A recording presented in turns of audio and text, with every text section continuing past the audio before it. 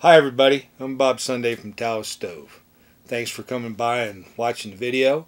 And today we're going to burn a new stove that one of the stoves that I make, and it's a new one for as far as it's not totally constructed from soda cans.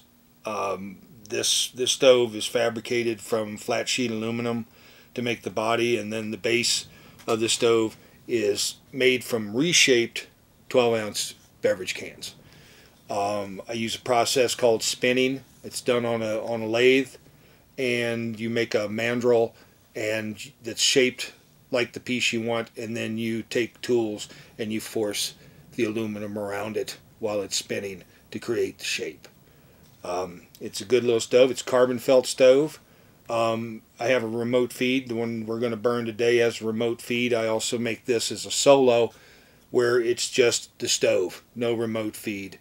If it depends on what your needs are. It's a very light stove, easy to carry if it's in a small container. If you use it as a solo, you basically feed it with a squeeze bottle, just like we do all the other stoves. And it'll hold about 3/4 of an ounce of fuel. And on 3/4 of an ounce of fuel, it burns, anywhere from 15 to 20 minutes. I mean, you're going to be close when you're just squeezing the fuel in. Today we're going to run it on a remote so that we can run it, but I won't be feeding it for a long period of time. I'm just going to fill it up, show you how I fill the stove with the remote, which is really no different than how I fill the stove with a squeeze bottle. Except I'm feeding this one from the bottom, and the squeeze bottle I would feed from the top. What I suggest you do when you go to fill this stove is to hold it up in your hand and tilt the stove a bit. When I build this stove and I load it, there's a piece of carbon felt that goes all the way around the perimeter on the inside of the stove. And then there's a 3/4 thick wick that's pushed into the hole. But there's actually a space between the two that has no carbon felt in it at all. And it gives a fairly good reservoir. That's why this little stove will hold 3/4 of an ounce of fuel. But what you do is we'll go through and fill it up. I'm going to use the remote, and I'll tilt it. I'm going to tilt it towards you, which is usually I have it tilted towards me.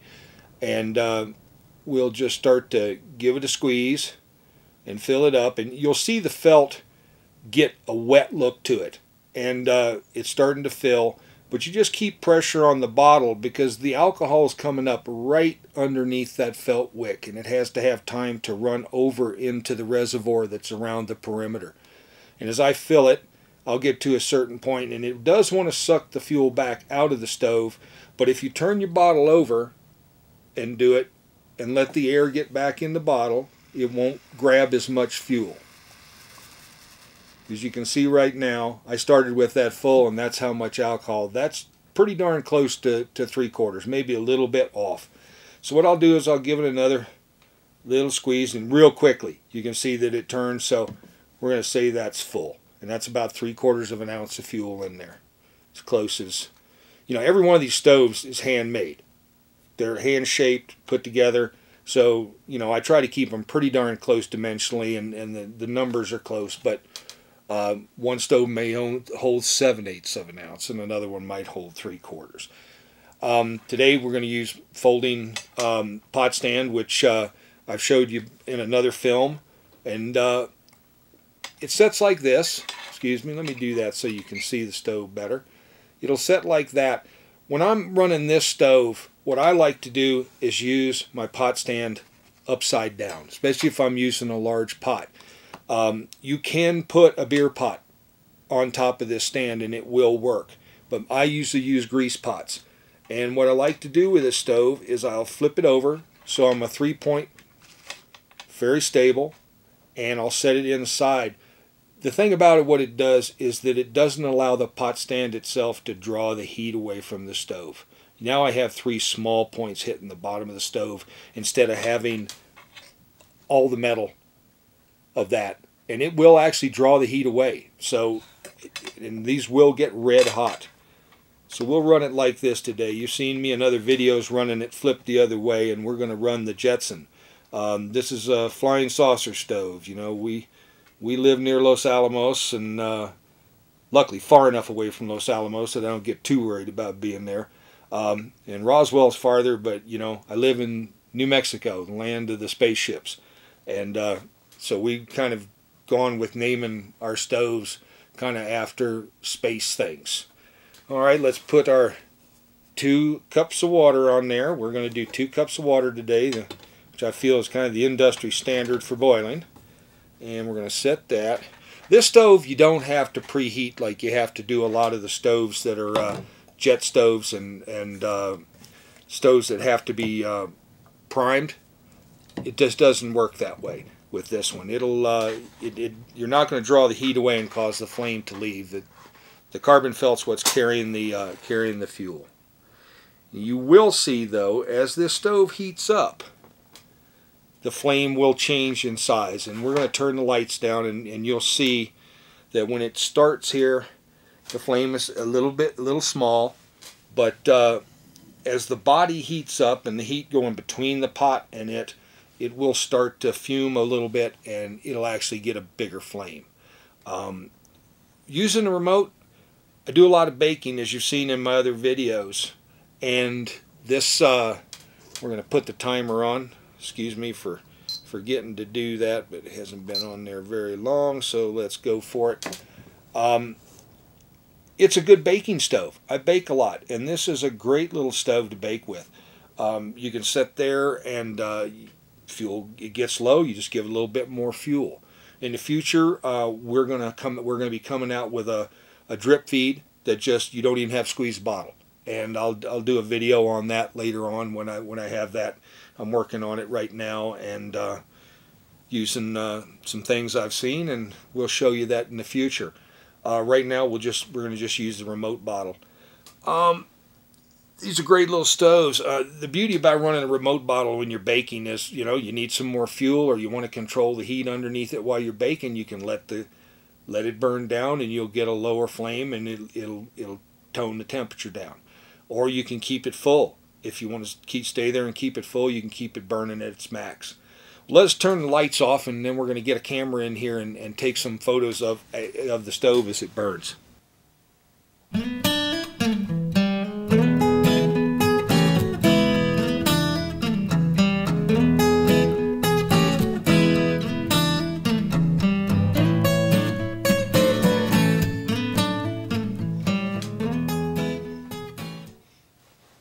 Yeah, and as you watch this stove burn, it's not an aggressive stove. It's a fairly mellow stove, and just as I said, right now, if on the market, there's a couple other fellas out there that are making drip feeds for these, and their drip feeds will work on this stove. If you have one and you want to use this stove, you can use it on theirs. But we will be having one come out. It's going to have some differences than what you're seeing on the market right now, and it's always fun to play. I love playing with this stuff. This is why I live to do this.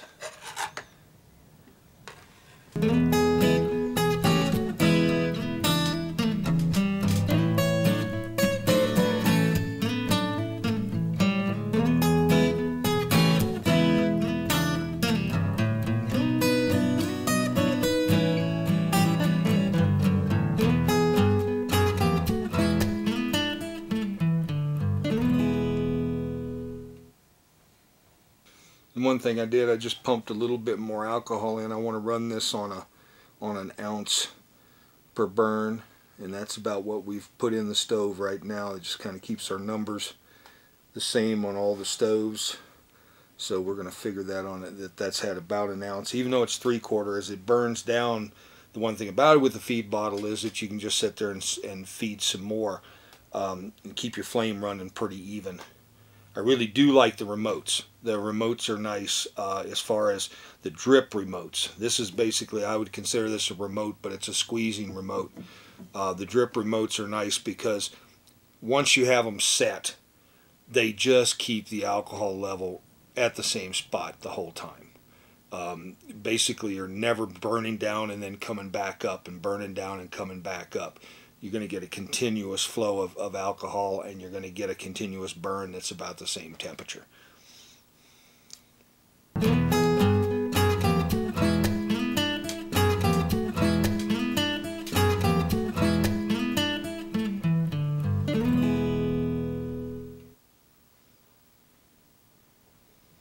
and for safety, there is a catch. Basically, the shape of this stove has allowed me to create a catch basin in the top. So if you were by accident to overflow some alcohol, as when you're filling it up, you go too high and it rolls over the side, you do have that reservoir around the outside of the wick to catch excess. And it's just going to burn for a while and be a little bit hotter, and then it's going to go back to burning just the wick. I don't recommend doing that all the time just to get more heat. I don't think it's worth it. I think you're just going to waste alcohol doing that. So I would just stick to keeping the filter wet, or not the filter, but the wick wet, and going for that kind of burn.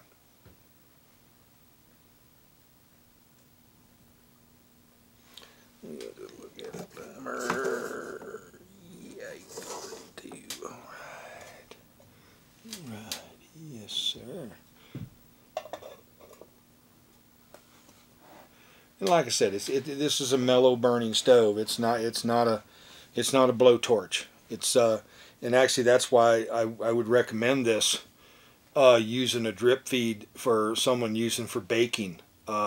It's just a really good constant flame, and once you got it on a drip, you can just sit there and it'll just keep the heat pretty even. So, but it is a good little baking stove.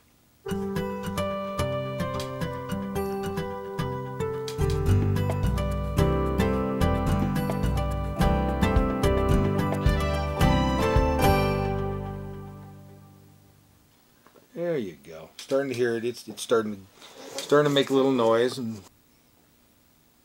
like I said, this is not the stove for people that are interested in having anything happen fast. If you're interested in going out in the woods and enjoying yourself and laying back and taking it easy, it's a great stove for you. If you're a power walker who just wants to stop for 32 seconds, boil some water, throw it in a bag, eat it, and then keep running, not the stove for you. I have stoves that'll fit that criteria, but this is not the stove for you. Now I also make this stove for the person who wants the lightest of this model. I also make a stove as a solo, which means it has no feed to it at all. You squeeze feed it out of a bottle just like you would other stoves, and do that. And like I said, 15-18 minute burn is pretty good with that. And there's, if you're running and making a cup of coffee and you're only boiling 12 ounces of water, it's going to happen pretty fast. But you can hear it starting to make noise.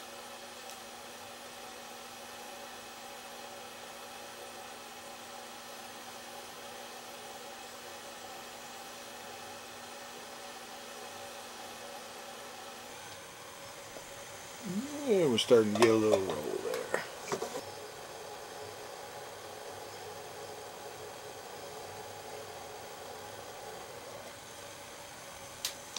There we go. We're getting a boil right now. And we got basically fed just shy of an ounce of alcohol in there today. Let's let it run and just see what the timing is on an ounce. But we're just about 14, we're going to call it 14 minutes as far as bringing the pot to a boil.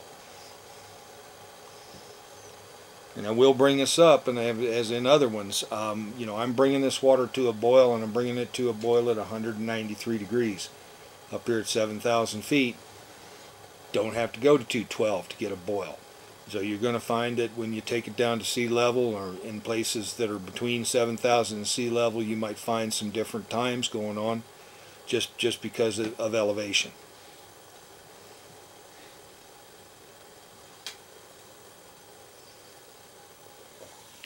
Yes, sir, we're boiling. A lot of folks have a problem with their bottles feeding alcohol back into the bottle. And a little thing you can do, if it really bothers you, I found that if you tip the bottle up and stand it there, you really don't have a problem. But if you do have a stove that has a tendency to want to siphon back a lot, you can just make a small clip, kind of a paper clip. This one's made out of a piece of bicycle spoke, and you can take it and slide it over and pinch the line down, and you can stop that. But again, that's kind of the nature of this whole world here, is that you're always looking at making little things that make your life better, and that's all it is.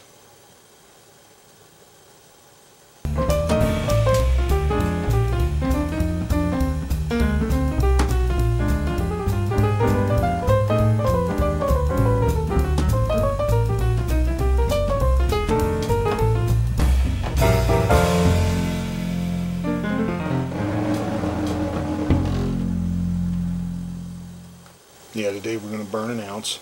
That's what I've done in all the rest of the, even though this doesn't hold, I just let it burn down some and then fed it. But you're not going to get a you're always working with one on a bottle like this. You're working with it, burning the alcohol out of the stove, so it's also lowering the alcohol in the stove. So as it burns that ounce of alcohol through the whatever amount of time, which we're going to see here in just a little bit how long it burns an ounce, is that there's going to be a period where you're not going to have the max flame, because it's going to burn down. You're burning a little less alcohol, so your temperatures are going to drop, so it'd take a little longer than when you're say feeding it on a drip type feed where it's a continuous flow. And you can really see it on the drip feeds that the once you have them mic'd out so that you got the flow going really well in them, that carbon felt wick will just stay wet. Just keeps a wet look, and it's burning at its absolute max. Anything past that, your alcohol is starting to dump out of your wick, and you're just going to get a flame out. It's going to flame up too much, and as far as I'm concerned, you're just wasting alcohol.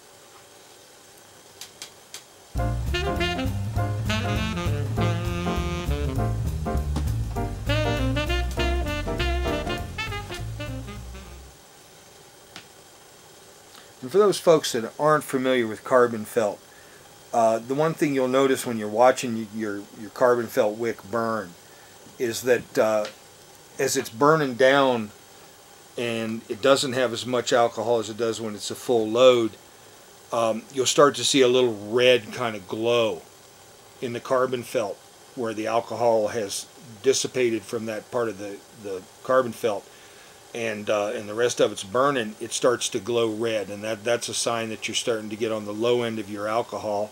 And if you need to go longer, it's the time you want to feed it. Also, just knowing this is a very good stove to have. You want to know from doing some test burns how long it burns after you've reached that point of boil. Okay, because if you're only going to boil water with it, and you don't want to feed, to do a little math in your head after you've done some burns, and you might find that where you are, the stove will boil 2 cups of water in 12 minutes, and it only takes a half an ounce of alcohol to do it. And if you're in that situation, well then, hey, feed a half ounce of alcohol into the stove. Just start to learn those places where you kind of have to regulate it. And but then again, if you're baking a brownie with it and you got to go 35 minutes, then you got to keep it fed up.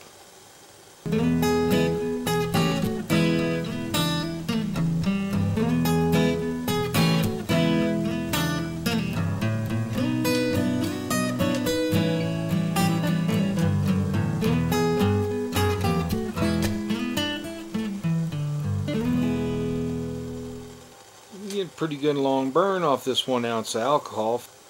It's a pretty good time. Probably shows that 1 load of alcohol wouldn't bake something that has to take 35, but you could feed some more fuel into it, and you could carry it through. That is the beauty of having these remote feeds, is you can just adjust it. Right now the stove is starting to show a little bit of red in the carbon filter itself, and that's when it's you can tell it's starting to go down, and we're probably just about at the end of our burn. One nice thing about carbon felt stoves is that they're really safe. Once they're loaded with alcohol, you flip them over, the carbon felt holds the alcohol, and so they really are a good safe stove. Just because it's safe doesn't mean take it in a tent. You never take a tent one of these stoves into a tent. At absolute max, you burn it in a vestibule on the front of a tent, and I'm really hesitant to do that, just because it does burn up the oxygen and loads up the area with CO2 in the process. But it's not unsafe to use it in a vestibule in a tent where your tent has a vestibule that doesn't have a bottom.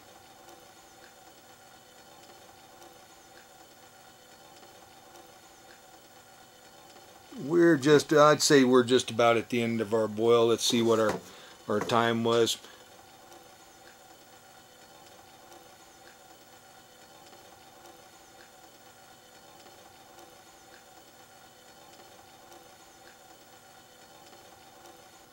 Not bad for an ounce to be able to do that. You could easily boil water for a dinner that needs to be simmered and put it on there. And that's the other thing about this type of stove, is that you can run it wide open, keep feeding it alcohol at its top end, and it will get it up to a boil, and then just let it drop off. You know, if your recipe or whatever you're cooking says simmer, let the alcohol burn down until you get the boil that you want, and then when you got it there, just take your bottle and keep it there.